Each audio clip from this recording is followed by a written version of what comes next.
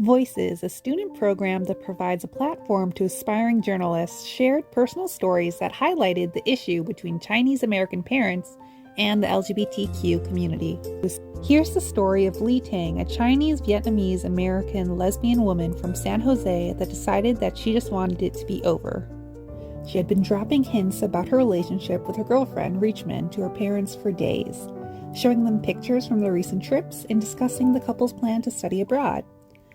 Finally, 2 days before Christmas, just as Tang left the bathroom, her mother cornered her in the hallway and demanded to know what Richmond and Tang were. They raised their voices at each other. Her mom called her broken and tainted. Tang started to cry. She had always been close with her mother. Tang thought telling her mom about her sexuality would strengthen their bond, but she never expected this.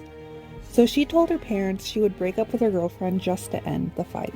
There is plenty of Asian American LGBTQ stories like this, with imperfect endings that never make it to mainstream discussions of queer identity. Asian Americans contend with their parents who mourn their coming out as if they have lost their children, and face extended families who sometimes lack the language to comprehend their complex sexual identities. But why do Chinese American parents condemn the idea of homosexual relationships so much? Well, the roots of the problems trace back to China. In fact, according to a survey that was done to celebrate Pride Month, German housing website Nestpick ranked the most welcoming cities for people who identify as LGBTQ. Beijing came last out of 100 cities, while Shanghai sat at number 89 and Hong Kong at 83.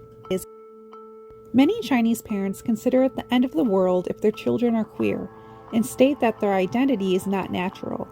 But their concept of what is natural or not is shaped by Confucianism, China's cultural importance of having kids, lack of social programs for the elderly, and strict censorship laws. China is based upon conservative Confucian values which put emphasis on the family structure.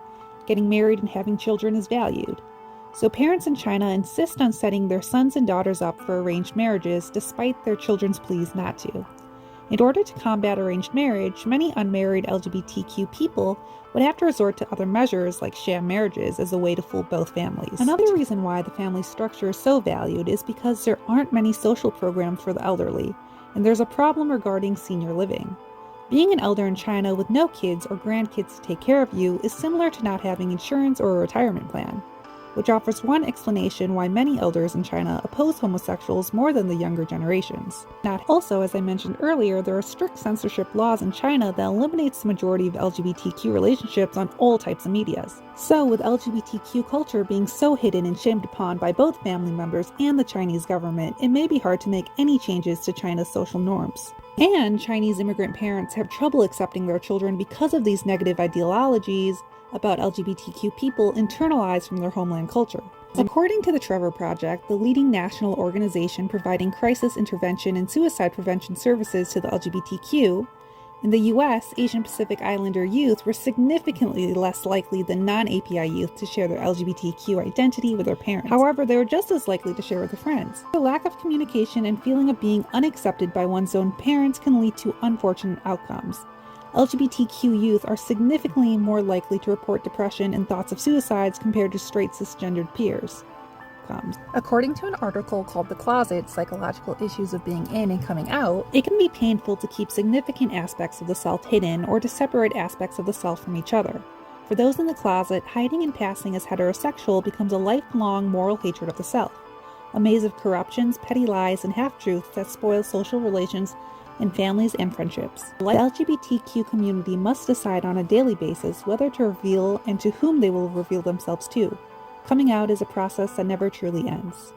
Homophobia is so ingrained in many Chinese parents. However, many don't realize that both the Chinese and LGBTQ communities have gone through a history of vilification in America, leaving both minority groups outcast from society. As stated in My Man Friday, Reproducing Asian Masculinity, Europeans have manufactured images of their own masculinity to contrast the images of the men they colonized. In the case of people living in Asia, images could either be romantic or highly derogatory.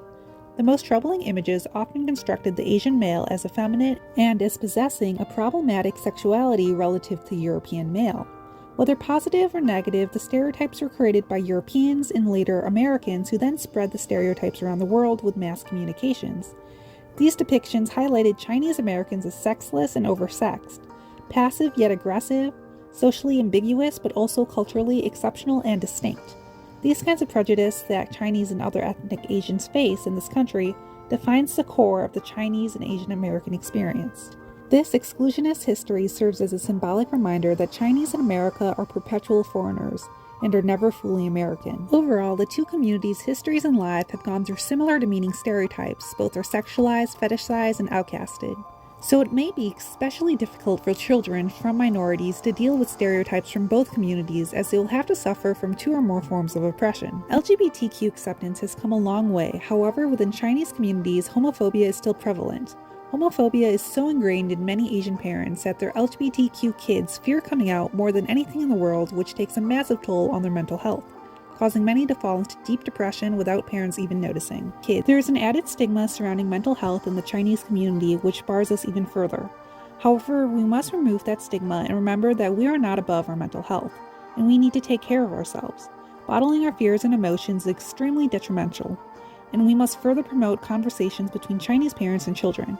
Many parents are confused and uneducated on LGBTQ matters, but there are ways they can learn. There are many organizations dedicated to educating parents. Asian parents are usually not familiar with therapy or getting mental help, but deserve it equally. After all, helping one another through our mental journeys might help close the gap in lack of communication.